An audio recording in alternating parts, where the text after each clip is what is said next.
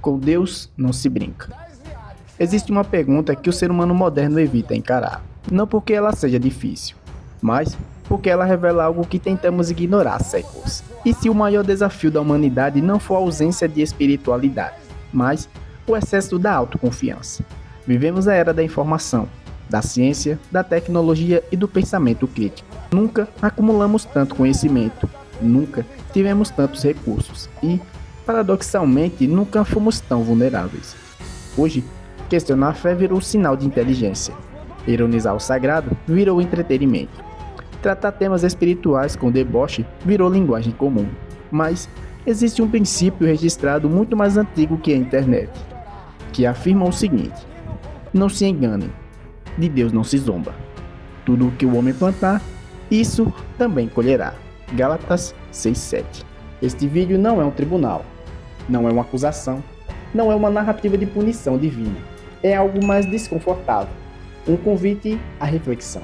Aqui você verá casos recentes e histórias de pessoas, símbolos e acontecimentos marcados por excesso de confiança, ironia ou autossuficiência elevada, e os desdobramentos que vieram depois. Coincidência? Contexto histórico? Ou apenas o resultado de esquecer que somos limitados? Se você aprecia conteúdos que estimulam reflexão profunda, considere se inscrever no canal, porque aqui a proposta não é oferecer conforto, é provocar consciência. Respire fundo, porque o primeiro caso é recente. Capítulo 1. Paulo Gustavo. Autoconfiança e a ilusão do controle. Paulo Gustavo era talento genuíno, carisma raro, humor refinado, um dos artistas mais admirados do Brasil. Em entrevistas e declarações públicas, Paulo Gustavo demonstrava uma postura crítica em relação à religião institucional. Em alguns momentos, fez comentários irônicos sobre a Bíblia e símbolos cristãos, tratando a fé como algo secundário ou dispensável. Nada ilegal, nada fora da lei. Expressão pessoal. Esse não é o ponto central. O que chama a atenção é outro aspecto: a confiança elevada de que tudo estava sob controle. Em falas públicas, ele mencionou não temer doenças graves, destacando o acesso à medicina moderna, bons planos de saúde e infraestrutura hospitalar avançada. Então, veio a pandemia, um evento global imprevisível, sem distinções. Paulo Gustavo foi internado com o Covid-19. Teve acesso aos melhores recursos disponíveis, a melhor equipe médica possível, mas não resistiu. Aqui é fundamental deixar claro que Covid não escolhe crença, não representa punição, não há juízo espiritual envolvido, mas funciona como um alerta contundente sobre limites. A tecnologia não foi suficiente, o dinheiro que ele tinha não foi suficiente, a fama não foi suficiente. E a pergunta que permanece não é religiosa, é humana. Até que ponto confiar exclusivamente em recursos humanos nos faz ignorar nossa fragilidade? Capítulo 2. Ricardo Boechat e a ironia como mecanismo. Ricardo Boechat era respeitado, intelectualmente perspicaz, um dos jornalistas mais influentes do país. Em um programa de televisão, fez uma abordagem humorística sobre o juízo final, transformando um tema central da fé cristã em motivo de risos coletivos. O público reagiu com gargalhadas. A plateia aprovou. A ironia funcionou como proteção emocional. Ela cria a sensação de superioridade. Quem ri, sente que venceu o debate sem precisar aprofundá-lo. Pouco tempo depois, Ricardo Boechat morreu em um acidente de helicóptero ao retornar de uma palestra. Mais uma vez, não há relação espiritual comprovada. Acidentes fazem parte da realidade humana, mas surge um padrão cultural relevante. A intelectualidade contemporânea muitas vezes confunde sarcasmo com clareza. A morte de Ricardo Boechat reforçou algo que nenhuma ironia consegue evitar. A vida não negocia com o ego. Capítulo 3. Shaolin. Humor e os limites do riso. Shaolin foi um fenômeno do humor brasileiro. Talento legítimo, criatividade marcante. Como muitos humoristas, em alguns momentos ultrapassou uma linha sensível. Transformar símbolos religiosos em algo frequente de humor. Imitações de líderes religiosos. Meu amigo, minha amiga, eu quero dizer a você, meu amigo, minha... Paródias de manifestações espirituais.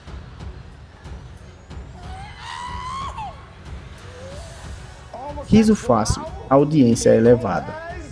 Anos depois, Shaolin sofreu um grave acidente de carro. Entrou em coma, perdeu fala, movimentos e autonomia. Passou os últimos anos da vida com limitações severas.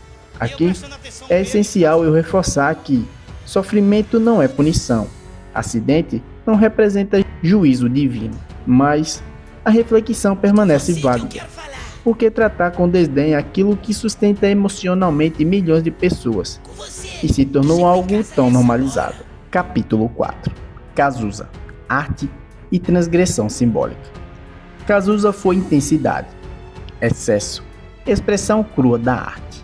Em um show no Canecão, realizou um gesto simbólico envolvendo a figura de Deus, interpretada por alguns como provocação e por outros como manifestação artística. Anos depois, foi diagnosticado com HIV, em um período em que o tratamento era extremamente limitado. HIV não é punição, doença não é castigo. O próprio Jesus rejeitou essa associação simplista em João 9. Mas existe um ponto profundo. A arte influencia símbolos, e símbolos influenciam comportamentos.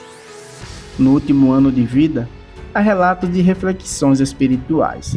Independentemente da interpretação, isso revela algo recorrente na experiência humana. Quando o corpo falha, o ego perde força. Capítulo 5. Tancredo Neves e a limitação do poder político. Tancredo Neves simbolizava a esperança nacional. Após anos de ditadura, representava a transição democrática. Durante a campanha de 1985, é atribuída a ele a frase: "Se eu tiver 500 votos, nem Deus me tira da presidência." Os votos vieram, a vitória veio, mas a posse não aconteceu. Tancredo Neves adoeceu gravemente nas vésperas da posse e faleceu sem assumir o trono. Não foi intervenção divina, não foi condição biológica, não foi limite humano. A lição permanece atual. O poder não garante controle sobre o amanhã. Lembrando, eu procurei o vídeo, mas eu não encontrei dele falando estas frases. A única coisa que eu encontrei foi isso.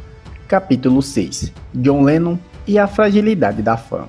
John Lennon não era apenas músico, era símbolo cultural, era a voz de uma geração. Em 1966, afirmou que os Beatles eram mais populares do que Jesus. A declaração ganhou repercussão mundial, gerou críticas, gerou aplausos. Anos depois, Lennon foi morto por um fã, um ato de violência humana.